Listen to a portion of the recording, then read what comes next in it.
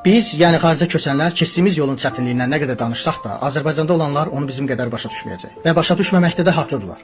Biz heç olmasa qırağa çıxıb başqa bir gələcək qurmaq üçün yeni yol axtarışındayıq. Amma ölkə içində işi gətirməyən, özünə və övladlarına günahtlamağa çalışan milyonlarla insan var ki, onların bu çıxılmaz vəziyyəti xaricdəkinin əziyyətindən daha əzablıdır. Ölkədən çıxan həmişə bir addım öndə görünür, çünki alternativ gələcək qurmağa şans əldə edir. Əlbəttə ki, ölkədən çıxmaq sadəcə uğurun ehtimalını artırır. Yolu uğurlu olanlar seçiminin doğru olduğunu deyir. Digərləri bacarıqlı olsa da uyğunlaşa bilmir, təcrübə yığan kimi geri dönür, Azərbaycanda hansısa xarici və ya yerli şirkətdə özünə yer axtarır. Ekonomik vəziyyəti orta olanlarda vəziyyət ikilidir. Gələnlərin bir qismi deyir ki, bu tərəfdən elə Azərbaycandakı kimidir vəziyyət, qırağa 3-5 manat güclə atıram. Qayıdacam deyib qayıdır.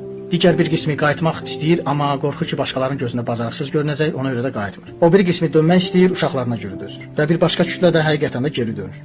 Geri dönənlərin yarısı öz seçimi ilə dönür, yarısı da deport olur. Tam başqa bir kütlə də var ki, heç vaxt qayıtmayacaq, amma gecə-gündüz xaricdən şikayət edib, gəlməyin bura deyir.